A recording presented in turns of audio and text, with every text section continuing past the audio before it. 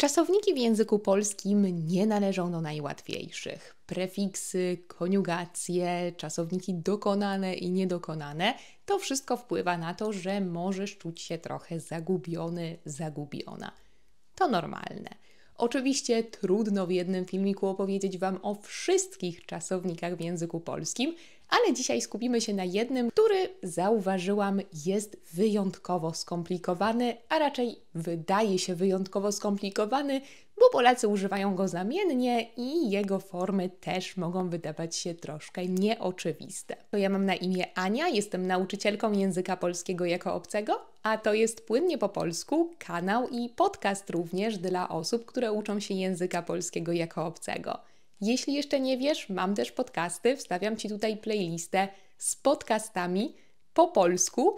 Znajdziesz tam zarówno podcasty dla początkujących, jak i średnio zaawansowanych, jak i zaawansowanych, więc jest z czego wybierać.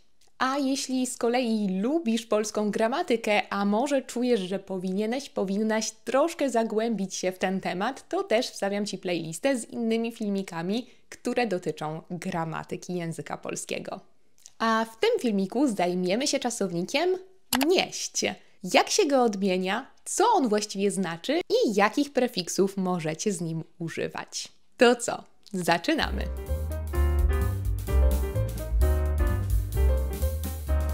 Zanim przejdziemy do tematu, to szybko powiem Ci jeszcze, że jeśli chcesz dostać transkrypcję i dodatkowe ćwiczenia do tego filmiku, to pamiętaj, że znajdziesz je na Patreonie, a teraz jest idealny czas, żeby skorzystać z Patreona, bo przygotowałam dla Was specjalną zniżkę 50% z okazji Dnia Nauczyciela, który był nie tak dawno temu. Dlatego jeśli chcecie skorzystać z tej zniżki, to jak najszybciej, bo niedługo ona wygaśnie. I podobnie jest z kursami. Jeśli chcecie uczyć się ze mną polskiego, to macie do dyspozycji kursy A1, A2 i B1 i tak samo możecie teraz skorzystać ze zniżki 50% na te kursy. Kupon do tej zniżki znajdziecie w komentarzu na dole.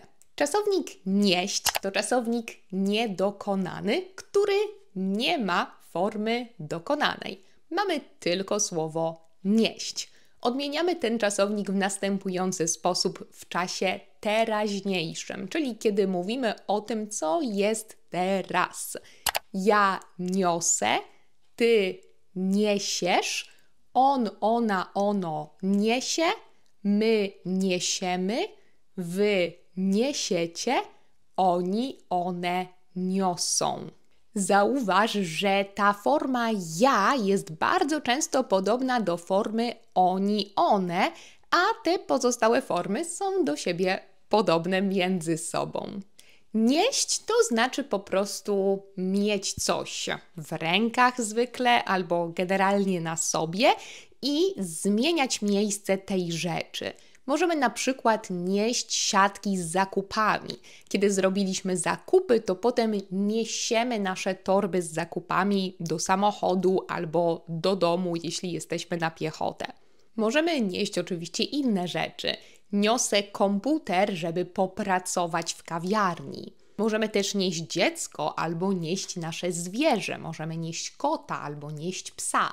Możemy też nieść plecak. Bardzo podobnym czasownikiem do nieść jest nosić. I nosić to też jest czasownik niedokonany, który nie ma formy dokonanej i który znaczy praktycznie to samo, bo to też znaczy mieć coś na sobie, na rękach zwykle czy na plecach, jakąś rzecz, czy osobę, czy zwierzę, tak jak w przypadku nieść. Odmiana jest troszkę inna, bo mówimy ja noszę, ty nosisz, on, ona, ono nosi, my nosimy, wy nosicie, oni, one noszą. Kiedy zostałam mamą, to na przykład bardzo często słyszałam takie opinie, że nie powinniśmy nosić za dużo dziecka na rękach, bo się przyzwyczai. Oba te czasowniki są niedokonane i znaczą praktycznie to samo, ale widzę między nimi pewną różnicę, a raczej czuję taką różnicę, że kiedy mówię nosić, to jest troszkę bardziej niedokonane, troszkę bardziej zwraca uwagę na regularność tej czynności.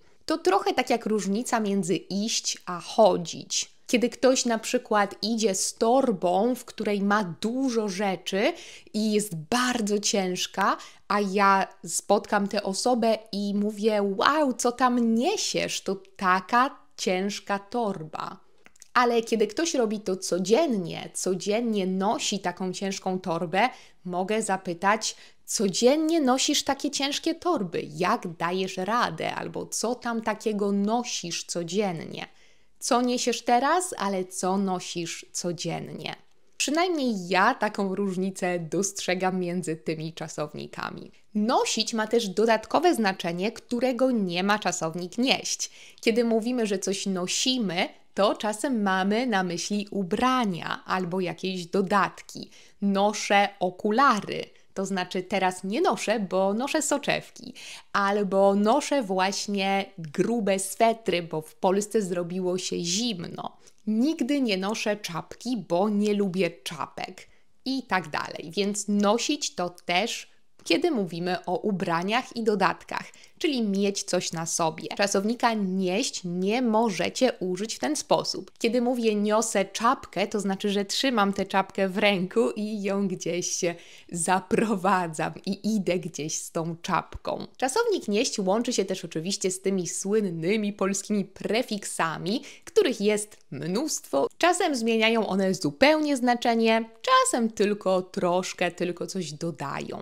Na przykład, kiedy mówimy przynieść, to znaczy, że idziemy z daną rzeczą do kogoś, w czyjąś stronę, albo w stronę jakiegoś miejsca. Tutaj jednak troszkę nam się to zmienia, bo przynieść to czasownik dokonany. Kiedy mówimy przyniosę, to znaczy w przyszłości. Natomiast przynosić to czasownik niedokonany. I kiedy mówimy przynoszę, to znaczy teraz. Jutro przyniosę Ci książki, o które mnie prosiłaś. Zawsze, kiedy idę do mojej cioci, przynoszę jej czekoladki. Podobnie mówimy odnieść. To też jest czasownik dokonany i odnosić to czasownik niedokonany. Kiedy coś odnosimy, to coś bierzemy z jakiegoś miejsca i wyprowadzamy, tak jakby wychodzimy z tą rzeczą. Na przykład, kiedy jesteśmy w bibliotece, to odnosimy książki na swoje miejsce. Kiedy jesteście w kawiarni, to kelner odnosi wasze kubki czy wasze szklanki, generalnie naczynia, których używaliście. Czyli je bierze i wychodzi tak jakby z nimi, oddala się od was razem z tymi rzeczami. Odnieść ma też inne znaczenie. Używamy tego w kolokacji, kiedy mówimy o sukcesie. Po polsku możecie odnieść sukces. Kiedy jesteście w czymś dobrzy, udało wam się coś osiągnąć, to znaczy, że odnieśliście w tej dziedzinie, w tej rzeczy sukces. Możemy też odnieść się do kogoś w jakiś sposób. Pamiętaj, żeby zawsze odnosić się z szacunkiem do osób starszych. O sukcesie mówimy odnieść, natomiast kiedy jest to porażka, kiedy nam się nie udało, to mówimy ponieść porażkę. To kolejny prefiks, który dodajemy, to jest po i mówimy to właśnie w takim kontekście, albo kiedy musimy ponieść jakieś konsekwencje naszego zachowania i zwykle nie są one pozytywne. Źle się zachowałeś i teraz musisz za to ponieść konsekwencje. W języku potocznym używamy też tego często mówiąc o emocjach i często mówimy, że coś nas poniosło. Na przykład mogę powiedzieć, kiedy zaczęłam nagle krzyczeć na kogoś, wybuchnęłam gniewem, mogę potem powiedzieć: przepraszam, trochę mnie poniosło, nie wiem co się stało. Czyli jakaś siła, jakaś emocja mnie wzięła i poniosła, tak sobie to wyobrażam. Bardzo podobne do ponieść, bo mamy też podnieść, czyli coś unieść do góry. Kiedy podnosimy na przykład dziecko, podnosimy jakąś rzecz, to znaczy, że trzymamy ją w ten sposób, trochę wyżej. Kiedy na przykład jesteście na lekcji i chcecie coś powiedzieć, to w Polsce podnosicie rękę, żeby o coś zapytać. Podnieść możecie też mówić metaforycznie o czymś, co podwyższacie. Na przykład właśnie przyjechałam do Polski i mam wrażenie, że ceny są jeszcze wyższe niż kiedy byłam w niej ostatnio, kiedy byłam ostatnio w Warszawie. Więc mogę powiedzieć, mam wrażenie, że sprzedawcy znowu podnieśli ceny. I bardzo, bardzo często usłyszycie to słowo właśnie w tym kontekście podwyższyć coś. Możemy też coś znieść. Kiedy coś jest już w górze, to możemy to znieść na dół. Na przykład, kiedy macie piętrowy dom i dziecko ma swój pokój na piętrze, to możecie powiedzieć, żeby zniosło zabawki na dół i żebyście pobawili się w salonie. Kiedy się przeprowadzamy, a mieszkamy na piętrze i nie ma w bloku windy, to musimy na przykład znieść po schodach kanapę, a potem musimy ją wnieść z powrotem, jeśli mieszkamy też w nowym bloku, jeśli będzie ta kanapa stać w innym bloku bez windy i też na piętrze, to ją musimy wnieść. Znieść i wnieść, a to jest podnieść rękami tylko. Znieść ma też inne znaczenie, bo mówimy to też o takiej tolerancji. Kiedy mówicie, że już nie możecie czegoś znieść, to znaczy, że nie możecie tego wytrzymać. Już dłużej nie zniosę tej sytuacji, czyli już dłużej tego nie wytrzymam. Nie znoszę zimnej kawy, tak? Czyli nie lubię zimnej kawy. Powiedziałam już o wnieść. Kiedy coś wnosimy, to jest ten kierunek z kolei z dołu na górę. Znosimy coś na przykład z piętra i potem wnosimy to z powrotem na górę. Wnieść możemy też jako jakiś nasz element. Gdy nad czymś pracujemy, to wnosimy coś od siebie na przykład, czyli dodajemy jakieś nasze elementy do danej całości. I wnosić możemy też jakąś skargę na przykład, czyli kiedy coś nam się nie podoba. To już jest takie dosyć polityczne znaczenie. Możemy też coś wynieść.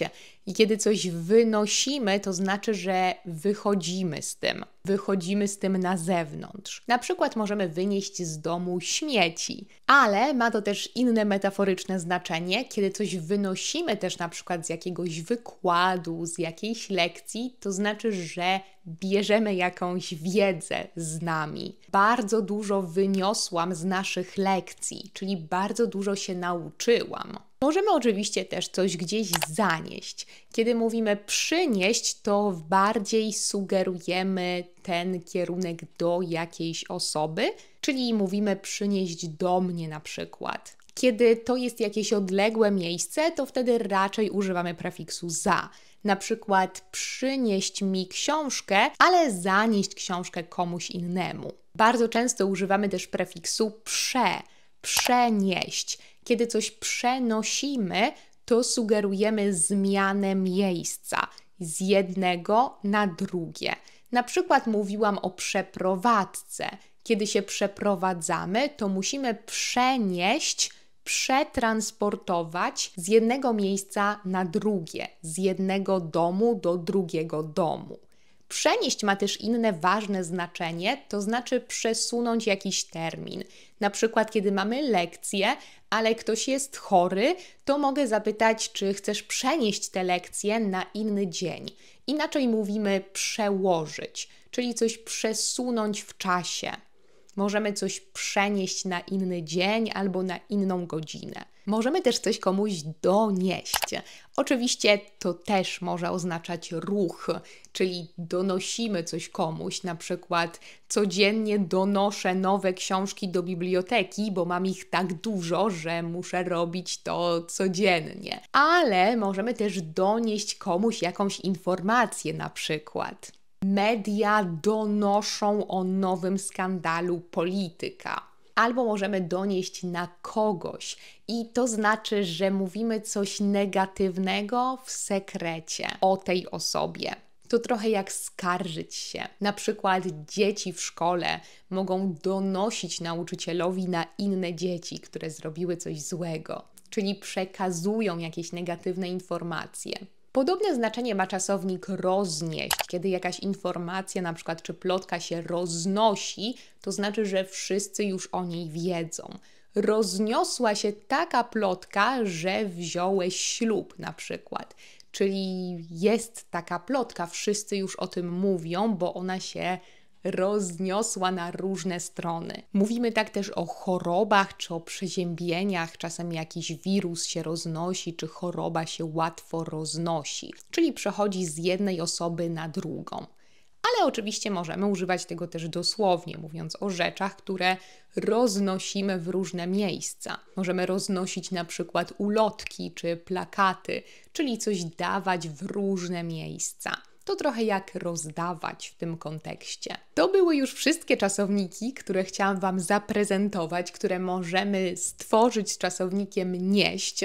Dajcie mi znać w komentarzach, czy macie pomysł na jakieś jeszcze inne czasowniki, może o czymś nie wspomniałam. A jeśli chcecie zapamiętać jakiś konkretny, to napiszcie jakiś komentarz ze zdaniem, z przykładem takiego zdania, z którymś z tych czasowników. Tak jak mówiłam, jeśli chcecie zagłębić jeszcze bardziej się w ten temat, to zapraszam Was na Patreona, a jeśli chcecie uczyć się ze mną polskiego więcej, to zapraszam Was na moje kursy A1, A2 i B1, szczególnie teraz, bo trwa właśnie promocja.